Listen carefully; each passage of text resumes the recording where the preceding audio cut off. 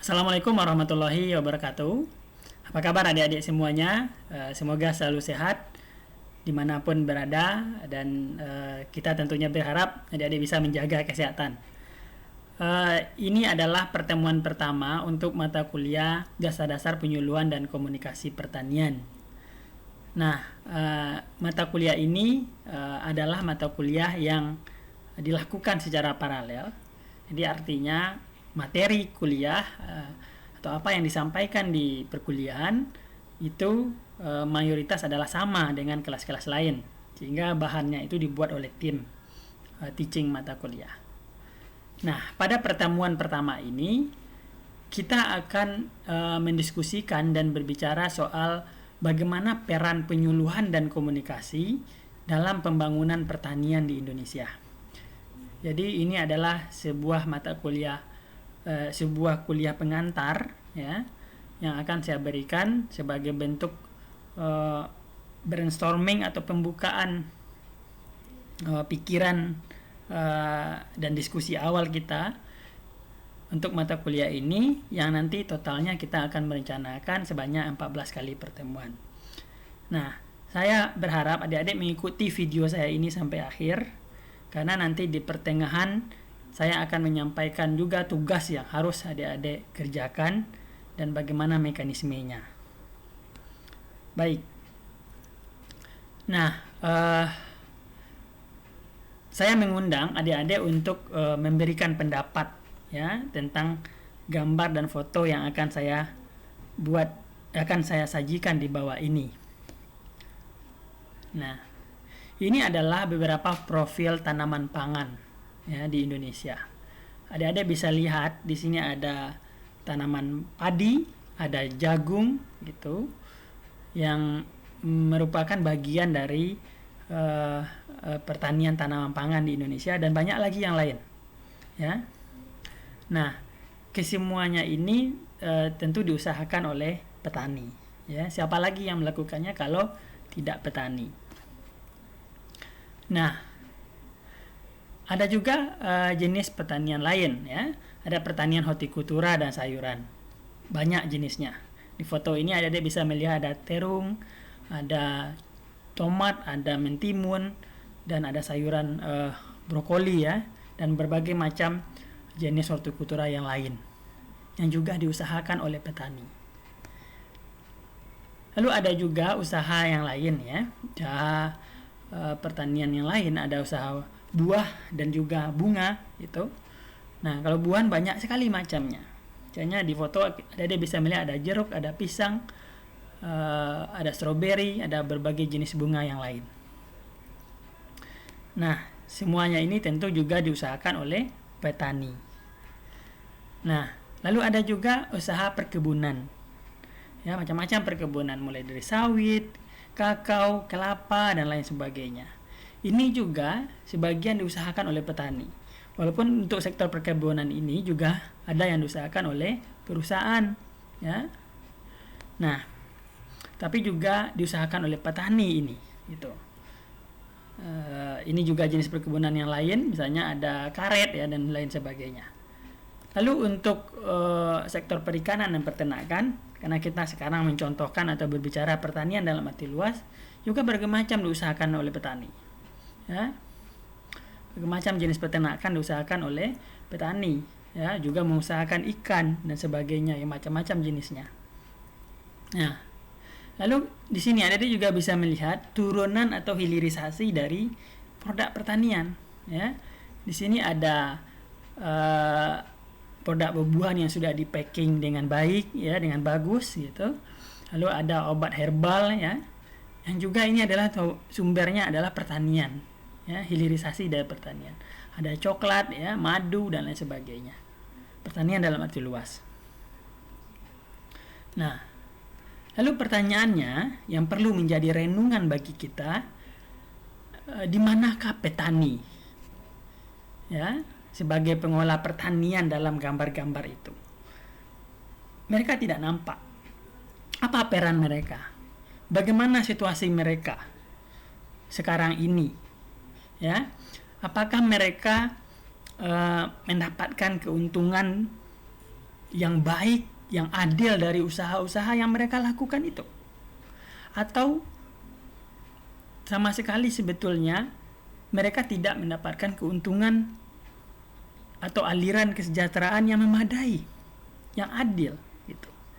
Nah, saya ingin adik-adik berefleksi soal itu, lalu menjawab pertanyaan ini dalam bentuk esai, ya, minimal 300 kata, ya, yang silakan adik-adik submit di iLearning pada pertemuan besok, ya. Jadi disubmitnya pada pertemuan kedua besok.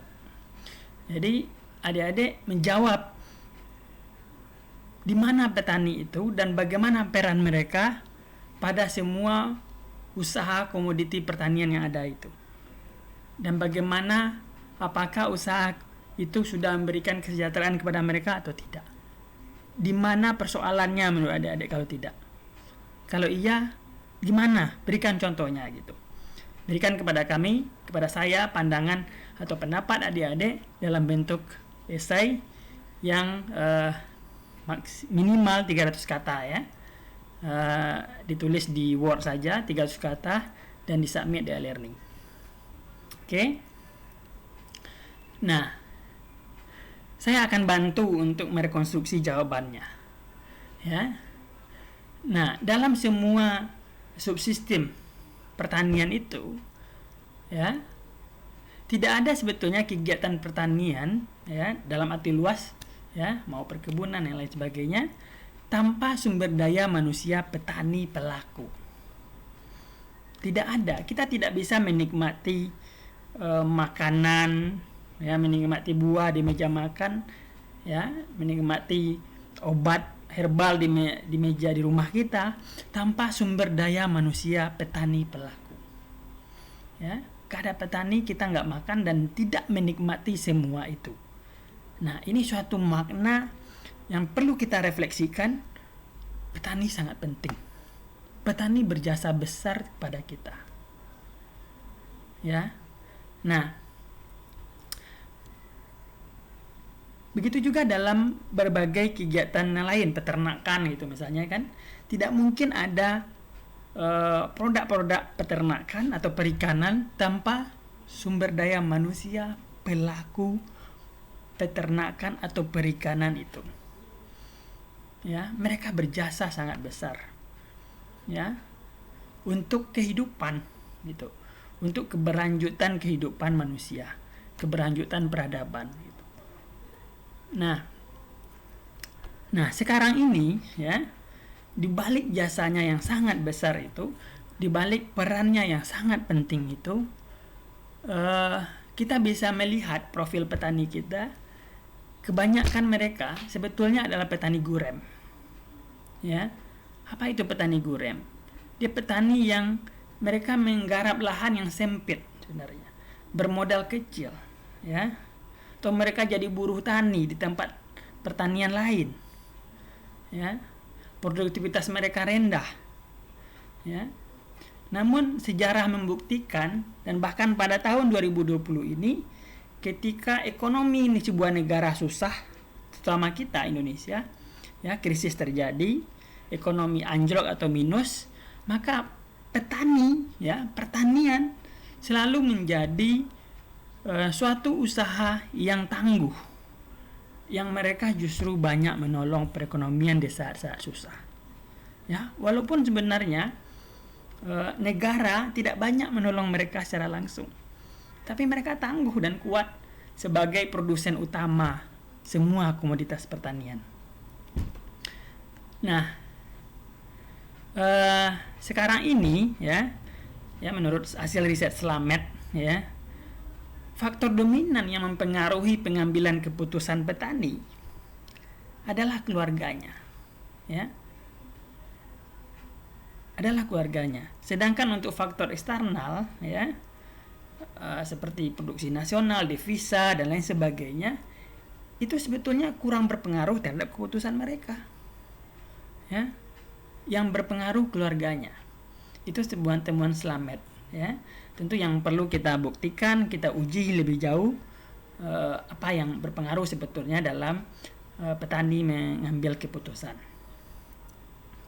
Nah, begitu sebetulnya petani sangat complicated, ya, gambaran dari profil mereka ini. Nah, kalau kita lihat apa itu sih definisi petani itu apa? Nah, sekarang kita merujuk saja ke Undang-Undang Nomor 16 Tahun 2006, ya, tentang sistem penyuluhan pertanian. Pada pasal 1 ayat 10-nya itu didefinisikan petani itu apa.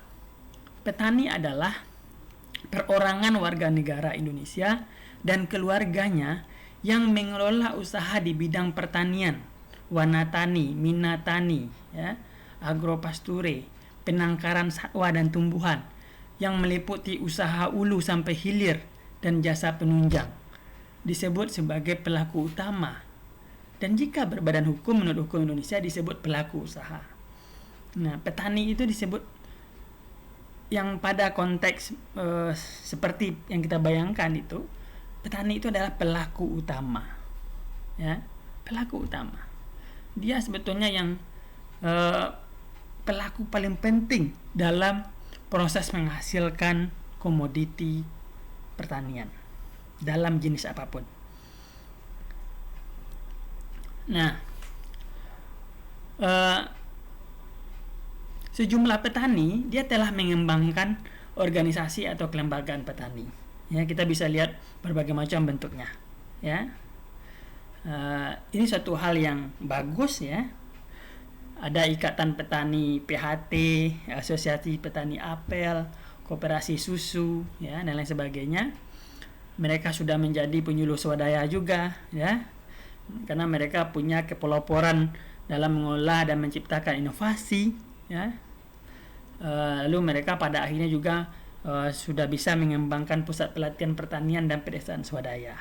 Ini suatu hal yang bagus. Tetapi ini baru sejumlah petani saja. Tidak banyak petani yang bisa seperti ini atau menjadi bagian dari ini, gitu. Nah, inilah tantangan dari kita sebetulnya, atau tantangan profesionalisme penyuluhan pertanian. Bagaimana dia bisa bermain juga pada sisi ini dan menolong petani atau menciptakan kelembagaan-kelembagaan baru atau lebih mensolidkan kelembagaan-kelembagaan yang ada untuk menolong petani dan keluarganya. Itu. Nah, uraian di atas, ya, memang adalah tentang usaha tani pada satu atau beberapa petani. Nah, lalu kalau kita bicara pertanian dalam suatu kawasan pertanian, ya, mencakup banyak sekali petani, maka dalam sebuah negara, maka kita perlu mengenal konsep pembangunan pertanian. Itu pentingnya kita mengenal konsep pembangunan pertanian. Oke. Nah, apa itu pembangunan pertanian, ya? Kalau kita melihat misalnya sektor pertanian sejak dulu sampai sekarang, ya, dia selalu penting sebetulnya. Walaupun dia tidak lagi dipentingkan, gitu, ya. Anggaran Kementerian Pertanian itu selalu menurun. Tetapi dia sebetulnya sektor yang penting sejak dulu karena dia pembentuk PDB, ya. Dia juga menghasilkan devisa negara. Dia menjadi penyedia pangan dan bahan baku industri. Dia penyedia lapangan kerja terbesar, ya. Sektor pertanian penyedia lapangan kerja terbesar. Lalu peningkatan dan pendapatan masyarakat. Lalu dampak pengganda, ya, kaitan input output antara industri, konsumsi dan investasi. Nah, itu peran pentingnya sektor pertanian, ya. Pembangunan pertanian, ya, tujuannya adalah tujuan pertama pembangunan pertanian itu adalah sebetulnya membangun sumber daya manusia pertanian atau aparatur yang proporsional, lalu membangun petani yang mandiri, ya, dan membangun kelembagaan pertanian yang kokoh, ya. Jadi kalau di EPRJM sebelum-sebelumnya itu kita bisa menangkap tujuan pertama pembangunan pertanian itu tidak banyak berubah, ya. Memang Mungkin sekarang juga hampir seperti itu, apapun agenda programnya. Nah, lalu kita juga mengenal dalam konteks pembangunan pertanian itu suatu istilah revitalisasi pertanian. Ya, revitalisasi pertanian ya dalam arti luas, baik itu pertanian, perikanan dan kehutanan, adalah kesadaran untuk menempatkan kembali arti penting pertanian, perikanan dan kehutanan secara proporsional dan kontekstual. Ya, itu. Jadi itu dicanangkan di zaman Presiden SBY, konsep revitalisasi pertanian itu. Jadi kita betul-betul kembali ke pertanian secara proporsional dan kontekstual. Ya, sehingga tapi kita perlu kritis juga melihat apakah sudah benar, ya, apakah kita sudah benar-benar melakukan revitalisasi pertanian atau tidak. Ya, Anda bisa menjawab itu dengan analisis Anda terhadap situasi yang ada sekarang. Nah, revitalisasi pertanian itu dia tadi ada dua konsep ya, proporsional dan kontekstual. Proporsional artinya dia tidak menempatkan sektor pertanian, perikanan dan kehutanan lebih atau kurang penting dari sektor-sektor lain, ya, atau sebaliknya, ya. Tetapi justru menekankan adanya keterkaitan, saling ketergantungan dan sinergi semua sektor. Nah, ini yang mungkin hilang dalam konsep pembangunan kita.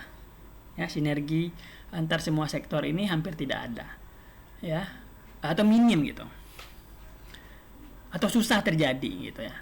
Nah, kontekstual dia artinya menempatkan pentingnya pertanian, perikanan dan kehutanan sesuai dengan perkembangan masyarakat. Jadi kontekstual dia. Ya. Menegakkan kedaulatan pangan, meningkatkan daya saing dan produktivitas, serta meningkatkan kesejahteraan para pelakunya. Nah, itu dia ya, revitalisasi pertanian, kata kuncinya dua, profesional dan kontekstual. Kalau kita bicara pembangunan pertanian, kita banyak bicara satu konsep revitalisasi pertanian yang dicanangkan tahun 2005 itu. Nah, revitalisasi pertanian dia sebetulnya mengubah pandangan tentang pertanian ya. Dia menjadi pembangunan pertanian yang berkelanjutan. Ya, Anda pasti sering mendengar istilah pembangunan pertanian berkelanjutan. Apa itu pembangunan pertanian berkelanjutan?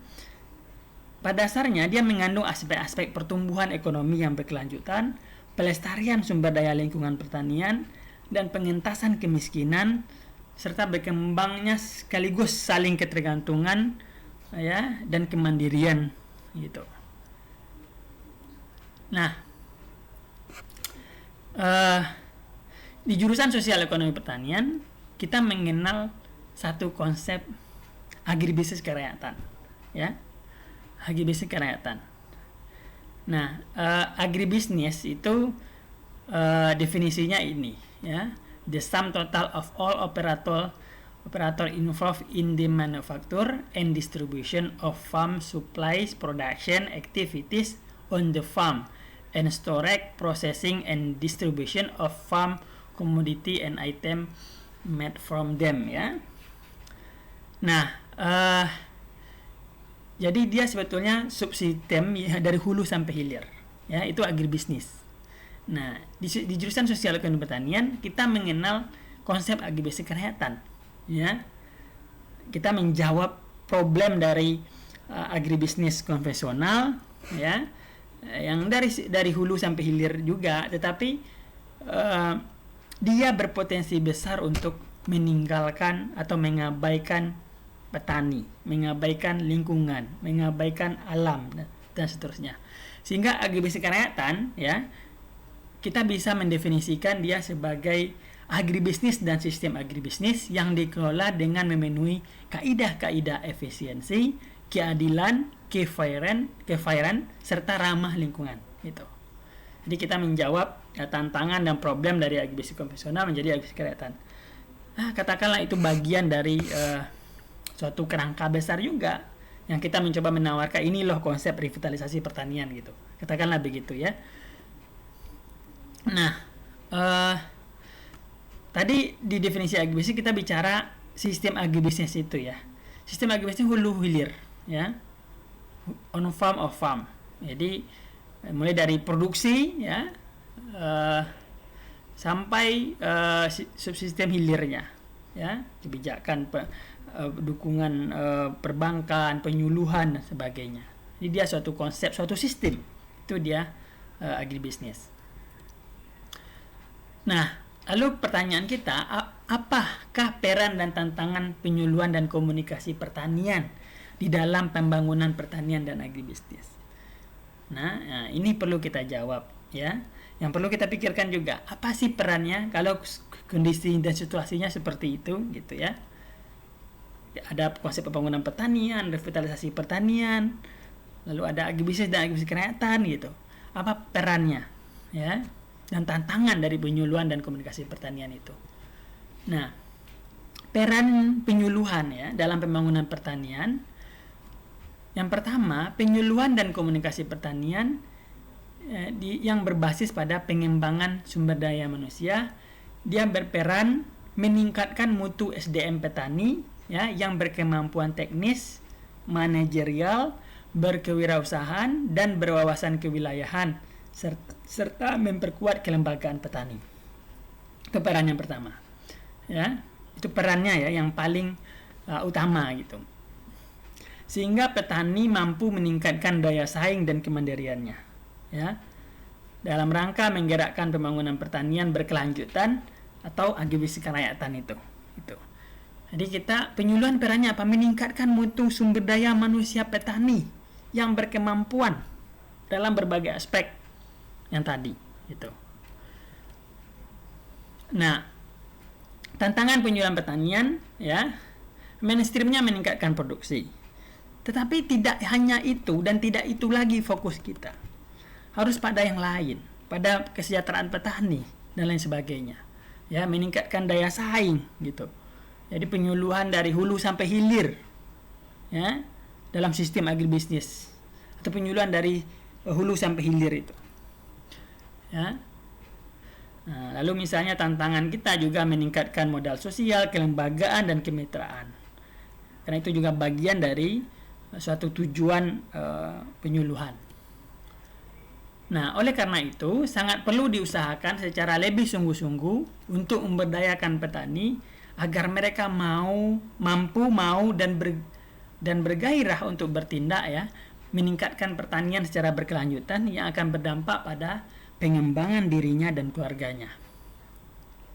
Lalu prasarana dan sarana pertanian ya memang harus tersedia. Teknologi baru selalu diciptakan, transportasi diperlancar, permintaan pasar diciptakan dan lain sebagainya. Tetapi jika petani merasa tidak berdaya untuk bertindak, ya maka takkan ada peningkatan pertanian baik sisi produksi, kesejahteraan dan sebagainya. Jadi keberdayaan petani perlu kita upayakan. Nah, memberdayakan petani atau pelaku utama seperti bahasa undang-undang penyuluhan dan memperkuat kelembagaan lainnya. Itulah tantangan utama penyuluhan pertanian. Jadi fokus kita, tantangan kita adalah memberdayakan petani pelaku utama dan memperkuat kelembagaannya. Nah, tantangan penyuluhan pertanian saat ini apa? Itu ya, kalian bisa menambahkan ini atau menyesuaikan dengan konteks yang ada atau bisa memikirkan ini dan mengkritik ini juga. Pertama, dia memfasilitasi terjadinya perubahan perilaku petani atau pelaku utama menuju lebih produktif dan mandiri melalui proses pembelajaran bersama dan penguatan kapasitas organisasi kelembagaan petani di perubahan perilaku. Nah, yang kedua, mengembangkan partisipasi aktif petani dalam upaya mewujudkan kesejahteraan diri, keluarga, dan masyarakatnya. Partisipasi dalam tahap perencanaan, pelaksanaan, monitoring, evaluasi, serta menikmati hasilnya. Jadi, kita mendorong petani berpartisipasi aktif ya atas kesadaran dan kemauannya. Ya. Nah, yang ketiga, menetapkan mekanisme kelembagaan, good governance, serta meyakinkan para pihak tentang penting dan strategisnya peran penyuluhan. Nah, ini juga bagian dari tantangan penyuluhan pertanian saat ini. Karena dinamika penyuluhan sangat tinggi secara kelembagaan. Oke, demikian kuliah pertama kita sebagai suatu bentuk pancingan gitu, brainstorming untuk Anda semua siap melanjutkan perkuliahan untuk sesi berikutnya. jangan lupa tugas yang saya berikan untuk dikerjakan. Terima kasih, banyak maaf. Tetap jaga kesehatan, semangat selalu dalam perkuliahan online ini. Assalamualaikum warahmatullahi wabarakatuh.